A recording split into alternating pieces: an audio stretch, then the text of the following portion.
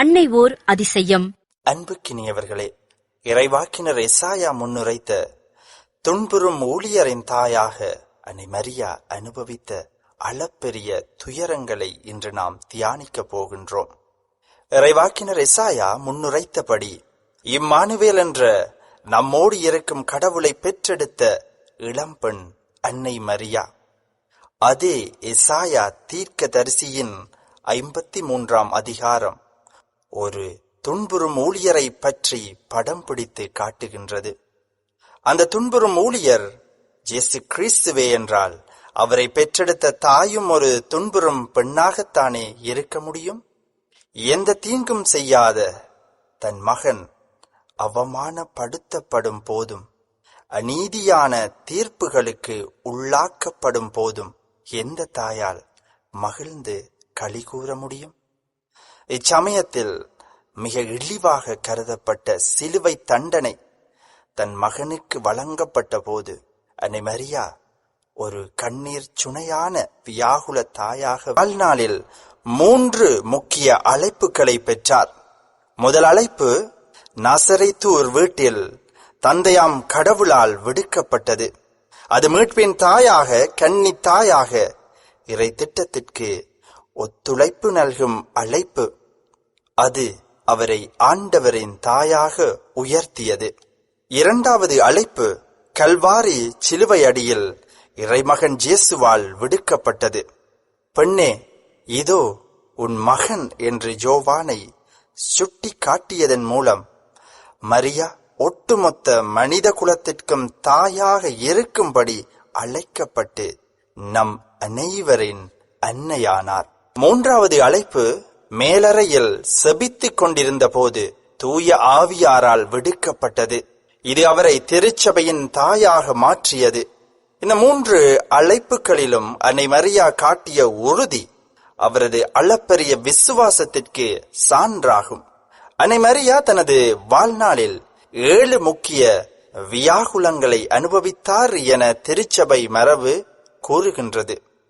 அதில் முதன்மையானது குழந்தை இயேசுவை கோவிலில் அர்ப்பணித்த போது சிமியோன் கூறிய உமது ஆன்மாவையும் ஒரு வாள் ஊடுருவும் என்ற தீர்க்க தரிசனம் ஆகும். இரண்டாவது துயரம் ஏரோது மன்னனின் கோபத்திற்கு தப்பி தன் குழந்தையை காக்க எகிப்துக்கு ஓடிச் சென்றது. மூன்றாவது துயரம் 12 வயதில் இயேசுவை காணாமல் 3 நாட்களாக தேடி அலைந்தது. இவையாவும் அன்னையின் உள்ளத்தை பக்குவப்படுத்தின. நான்காவது துயரம் சிலுவை சுமந்து செல்லும் கல்வாரி பாதையில் தன் மகனை சந்தித்தது. இரத்தமும் வியர்வையும் சிந்தி காயங்களுடன் தள்ளாடும் மகனின் நிலையை நேரில் கண்ட அந்த தாயின் இதயம் சொக்கு நூறாக உடைந்திருக்கும்.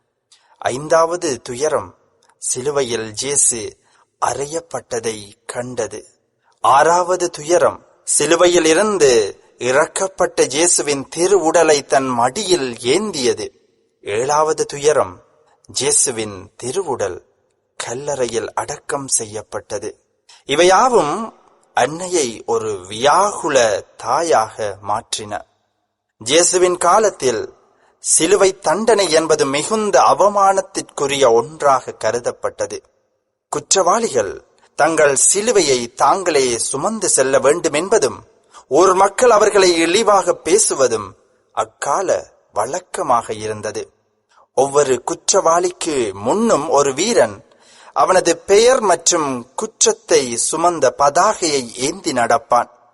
இயேசுவின் விஷயத்தில் நாசரேத்தூர் இயேசு யூதரின் அரசர் என்ற பதாகை ஏந்தப்பட்டது. இது அவருக்கு அவமானத்தையும் மன உளைச்சலையும் தந்தது. பிலாத்து இயேசுவை விசாரணை செய்த போது அவர் மீது சுமத்தப்பட்ட முக்கிய குற்றம் அவர் தம்மை யூதரின் அரசர் என்று கூறிக்கொண்டார் என்பதுதான். இதை கேட்ட யூத கூட்டம் இயேசுவை அறவே நிராகரித்தது. மக்கள் அனைவரும் ஒன்று கூடி செசாரை தவிர எங்களுக்கு வேறு அரசர் இல்லை என்று கத்தி இயேசுவை சிலுவையில் அறையும்படி கொக்கரித்தனர். உண்மையில் இறைவனை மட்டுமே அரசனாக கொண்டிருக்க வேண்டிய மக்கள் இயேசுவை ஒழிக்க ரோமை மன்னனை ஏற்றுக்கொண்டனர். இந்த வார்த்தைகள் அன்னை மரியாவுக்கு பெரும் மன வலியை தந்திருக்கும். தன் மகன் செய்த நன்மைகளை மறந்து மக்கள் அவரை இழிவாக பேசியதைக் கண்டு அன்னை கண்ணீர் சுனையாக உருகினார். கல்வாரி பயணத்தில் மகனை தொடர்ந்து வந்த அன்னை மரியா இவற்றையெல்லாம் கண்டு கதறியிருப்பார். உடலில் பட்ட அடிகளின் வேதனை ஒருபுறம், உள்ளத்தில் அவமானத்தின் வலி மறுபுறம் என சிலுவை பாரத்தால் தள்ளாடும் மகனை அன்னை பின்தொடர்ந்தார். மகனின் அருகிலிருந்தும் அவருக்கு எவ்வித உதவியும் செய்ய முடியாத தன் இயலாமை அன்னைக்கு இன்னும் மிகுந்த வேதனையை அளித்திருக்கும். இருப்பினும் அவர் விசுவாசத்தில் தளராமல் மகனோடு அந்த துன்பப் பயணத்தை பகிர்ந்து கொண்டார். கல்வாரி பயணத்தின் போது அவ்வப்போது மகனின் கண்கள் அன்னையின் கண்களை சந்தித்திருக்கும். அந்த தாய்மையின் பார்வை மகனுக்கு ஒரு ஆறுதலையும் தாய்க்கு தன் மகனின் வேதனையை தாங்கும் பலத்தையும் கொடுத்திருக்கும். அன்னை மரியாவின் கண்ணீர் தடங்களில் கால் பதித்து நடக்கும் போது தியாகம் என்றால் என்ன என்பதை நாம் உணர முடிகிறது. அன்னை மரியாவின் கண்ணீர் தடங்களில் கால் பதித்து நடக்கும் போது தியாகம் என்றால் என்ன என்பதை நாம் உணர முடிகிறது. சிலுவை அடியில் அவர் சிந்திய கண்ணீர் உலக மீட்பிற்காக தன் மகனை தியாகம் செய்த ஒரு தாயின் புனிதமான கண்ணீர். வியாகுல அன்னை என்று நாம் போற்றும் மரியா துன்பப்படுபவர்கள் அனைவருக்கும் ஒரு புகலிடமாக திகழ்கின்றார். ஏனெனில் அவரே மிகப்பெரிய துன்பங்களை அனுபவித்தவர் என்பதால் நமது வேதனைகளை அவரால் நன்கு புரிந்து கொள்ள முடியும். அன்னை மரியாவின் கண்ணீர் வீணாக போகவில்லை.